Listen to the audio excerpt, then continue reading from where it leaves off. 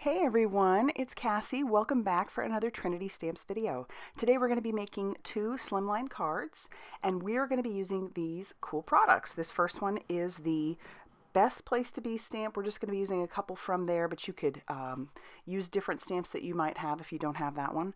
We're also going to be using the Tall Tales stamp. I love this giant giraffe. And then we're going to be using the Slimline Tall Heart Trio die along with some 9x4 Winter Hues paper.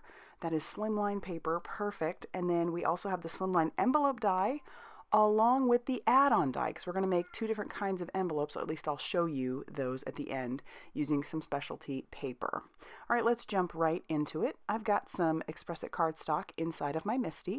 This will work perfectly. I mean, look at how big that giraffe is. So I'm going to stamp it a couple of times using some Ink on 3 Blackout ink, which is perfect for alcohol marker coloring.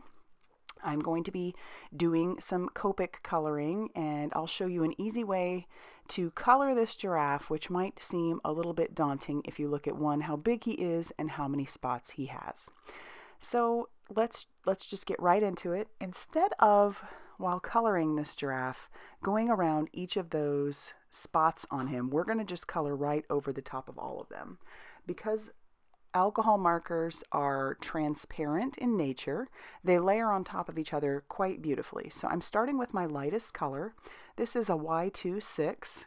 It's almost like a mustardy type color.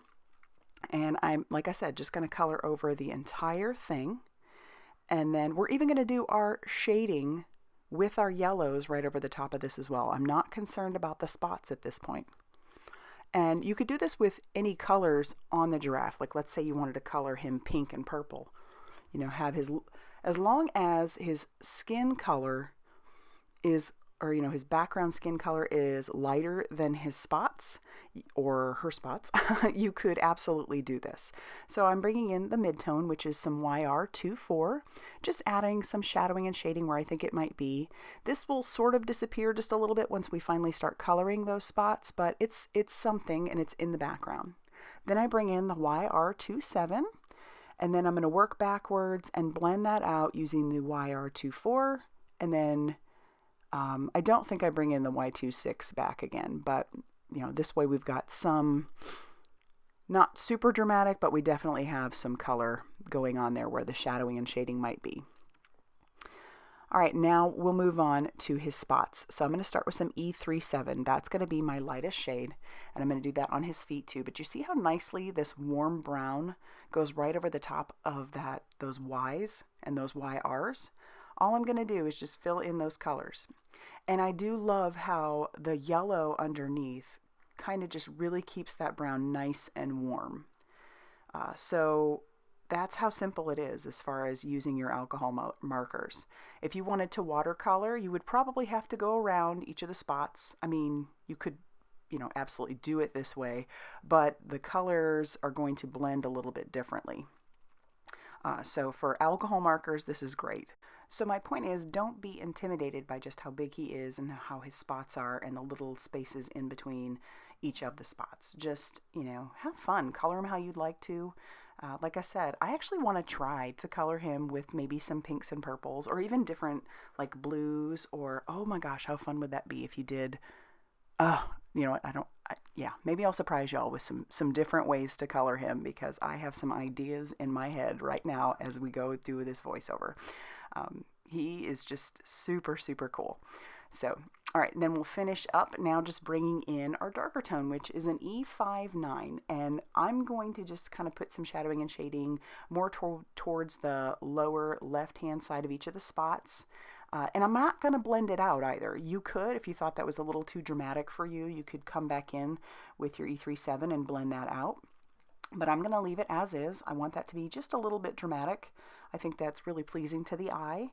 And look at how quickly I was able to just completely do those spots. I'll even put just like a small line next to his neck along the hair, and that's going to do it for him. I do come back and finish his feet. I didn't do that in this part, but I will fix the little hooves of this little giraffe. And so there. All right, now we'll move on to coloring our flowers. I stamped those out a bunch of times. Didn't show you that on camera, but it was the same concept as earlier. We just stamped out 4 of those. and 2 of the little birds because, like I said, we're going to be making 2 slimlines. I want each of these to have 2 sets of flowers and 1 bird.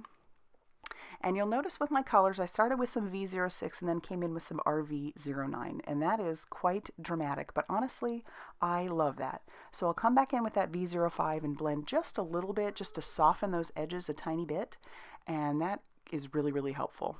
I'm going to use some very light greens, which we have some G21 for all the leaves, almost hard to see on this video, and then we bring in some G94 just to add a little bit of darkness, and I will blend that out a tiny bit. We'll bring in the YR24 for the centers and for the bird's beak, and then we're going to color the bird with some Bs. So we got B60 and actually V25. Those match really well together. I didn't want this bird to stand out too much, but I wanted him to kind of match with the backgrounds that I chose. And now that all of the coloring is done, we're going to go ahead and match up our dies, and we'll run this through our die cutting machine. You'll notice I tried to stamp out the sentiment. I think it was the stamp block I was using that didn't work, so we will restamp those. But again, just taping down all of our matching dies over the top of each of our images, and we'll run that through our die cutting machine, and we'll have to do that a few times since we have quite a few of the images. But I do love how that flower will cut out little pieces in between, so it just gives you this really beautiful cut out stamped image. I'm going to stamp the sentiment from The Best Place to Be twice. And it might be a little bit long for the slimline the way we're going to have it, but we are going to trim it down into 3 sections, and it's actually super easy. Here you'll see I went ahead and cut out of those Winter Hues paper. I cut out from 2, and we're going to intertwine those hearts. We're going to, use the white hearts with the purple paper and vice versa. Our card bases were cut down to 7 inches by 8.5 inches, and I'm now going to score those at 3.5 inches, and those will fit our panels perfectly. But check out that embossed edge and the stitching. That is so classy in my opinion. I love that. And it also gives the embossed edge to the hearts that it cuts out. It's just those little details that just get me, I tell you. And it's no extra effort. All right, I do have to put a little something on the inside, as you know me, so I went ahead and stuck my card base into my Misty. It fits just perfectly. And then I'm going to ink up our little giraffe with some Bee Sting Yellow from Ink on 3. And this is just an easy way to put a little something on the inside without a whole lot of effort. So I'll do that with both. Then I'm going to bring the flower in. We're going to ink that up with some Sweet Petunia Pink. And then our little bird is going to be some My Jam Purple. And then because I am pretty much out of birthday cards, I'm going to bring in the Just For You stamp. And we're just going to stamp Happy Birthday on the inside. So yeah, definitely need some birthday cards. Just inking that up with our Blackout ink. And I'll do that for both as well.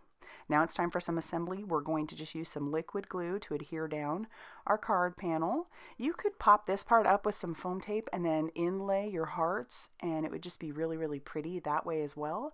I wanted to make this a super easy mailer, so I'm going to glue everything down. We're not going to use any foam tape this time. I know it's kind of shocking, but I'm putting the glue there on the inside, and then we'll grab the white striped hearts. I think that matches so perfectly. And then that part will be done, and now we just need to kind of arrange the rest of our pieces. And here I'm going to trim down this sentiment into 3 places. So it's going to be 3 parts. We've got Together Is, and it's super easy to trim down, but I do love that Trinity Stamps has these dies for your sentiments because it cuts around them just so beautifully. It's one of my favorite things about the sentiments. All right, and now we'll just start doing more assembly with the glue. So I'll glue down the pieces that are going to be in the background. So we've got one little sprig of flowers at the top. We've got this second one that's going to be holding our little bird on the right-hand side. But you see what I mean about that die, just cutting around the flowers and the leaves so nicely. And then we'll glue down our giraffe on top. Again, I kind of debated maybe using some foam tape, but I wanted this to be a super easy mailer. So I'm going to use some glue on him as well, stick him right down, and then also with our bird. But I just love that giraffe. I actually made a bookmark out of the giraffe for a niece of mine, and I just laminated it, and it was perfect. So, all right, now we'll glue down our sentiments.